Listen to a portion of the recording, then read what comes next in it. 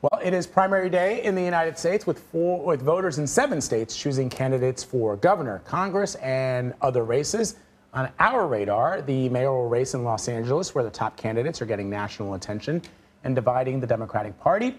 Ed O'Keefe is in L.A. with more. Did you have a chance to vote yet? The difference between the frontrunners vying to lead L.A.'s 4 million residents is clear on the campaign trail. Meet Rick Caruso. I'm Karen Bass. Polls show Congresswoman Karen Bass and Rick Caruso, a billionaire property developer, leading the pack. She's a longtime liberal lawmaker who President Biden considered as his 2020 running mate. He's a former Republican who only registered as a Democrat earlier this year.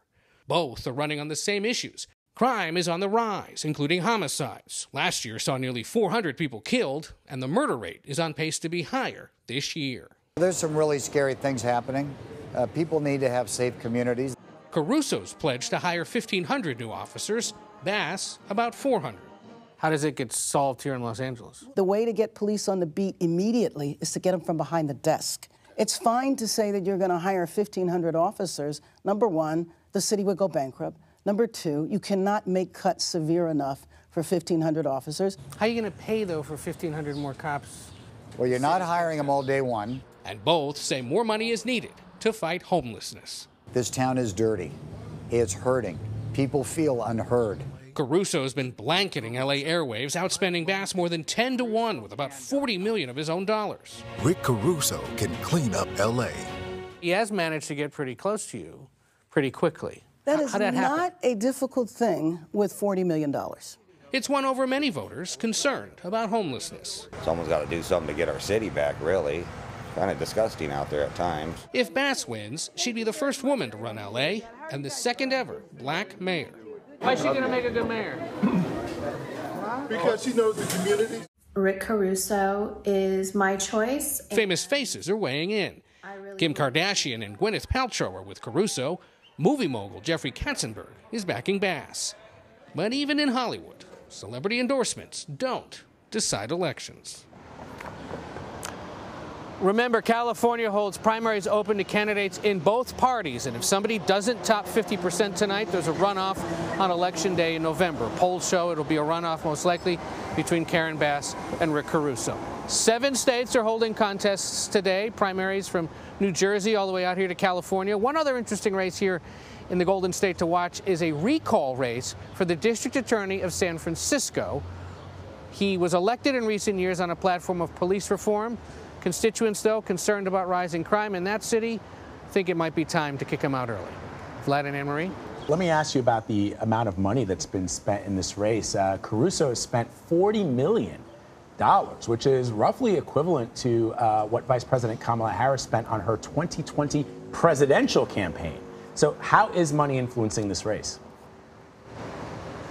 Well, it's bought him name recognition. I mean, there is no disputing the power of television advertising after this race, for sure. And what's most interesting, at least to this political reporter who finds these things intriguing, spending a lot of money in English, but also spending a lot of money in Spanish and even Korean in this town where more than 200 languages are spoken and where the Latino vote, where the Asian vote have incredible influence in city and county and statewide elections. There's no disputing, and he is unapologetic about the fact that Caruso has spent about $40 million at this point, as you point out, much more than many Senate and even some failed presidential bids. But he said, look, I haven't been in politics for the last 20 years. I got to get my name out there, and it's working. We were at the event yesterday. I was talking to one of our colleagues who said even her 10-year-old is familiar with Rick Caruso now because his name is so ubiquitous across television and the internet in this town. And Bass, to her credit, says, look, I've only spent about $3 million. If he spent $40 million to just be right behind me and head into a runoff, maybe it's not worth the investment. We'll see. Again, you got to get 50% to win outright. Doesn't look like that's going to happen because there are other candidates in the race pulling some support away from the other two, and it'll be a tough fight between now and November. So one of the things that I learned when you covered the recall effort for the governor in California, Gavin Newsom, is that it's a lot easier to launch a recall effort in California than it is in other states. But I thought that was just for governor. You have 2 district attorneys now that are facing recall efforts in San Francisco and in LA. What can you tell us? Well, the one in L.A., they are still collecting signatures to possibly put him on the recall ballot this fall. In San Francisco, Chesa Boudin was, again, one of those elected just a few years ago on the idea that the police needed, massive overhaul and a rethinking of how to fight crime. That city, of course, has seen a notable rise in at least high-profile kinds of crime, not necessarily an overall rise. And so there's been a push among residents in the city to kick him out and allow the mayor to appoint a new DA. If he loses, though, and if you see someone like Rick Caruso do well in tonight's runoff, a Republican turned Democrat, it is a signal to progressives in this state that there is an appetite for a more moderating influence on local politics.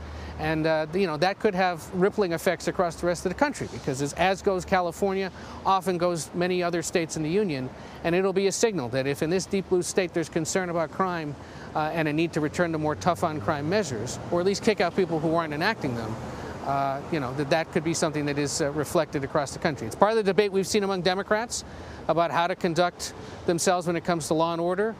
It is part of the ongoing gun reform talks, of course, that there's this focus as well, not only on the weapons, but on what causes those crimes to happen. So this could be a signal of things to come in November and beyond.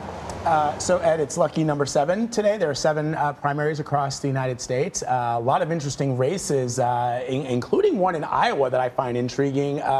Representative Abby Finkenauer wants to take on Chuck Grassley, but she's got to beat her primary opponent, who's a retired Navy admiral, Michael Franken. But which race are you looking at? Which one are you most intrigued by?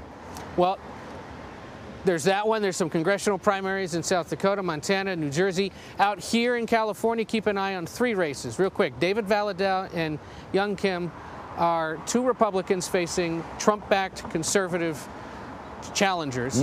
Valadao and Young have been able to sort of thread a needle and successfully win in races that are in districts that are predominantly Republican, have become more Democrat with redistricting. So the concern among Republicans is if they can't win a runoff tonight, those districts could be lost by Republicans in a year where they're supposed to be making gains. Another one to the north of the city here is a rematch. Republican Mike Garcia facing a woman named Chrissy Smith. There's another Democrat in the mix as well. His lines were significantly redrawn. So there's another opportunity potentially for Democrats to pick up a seat in a year when they're forecast to lose many across the country. These will be early indicators of the potential size of the Republican gains or the Democratic losses, depending on who wins in those 3 races tonight. So lots to watch here, and as always, across the country. Yeah, for sure. Ed O'Keefe. Ed, thank you for rolling with the punches, my friend. I appreciate it as always. Good to see you guys. Good to see you.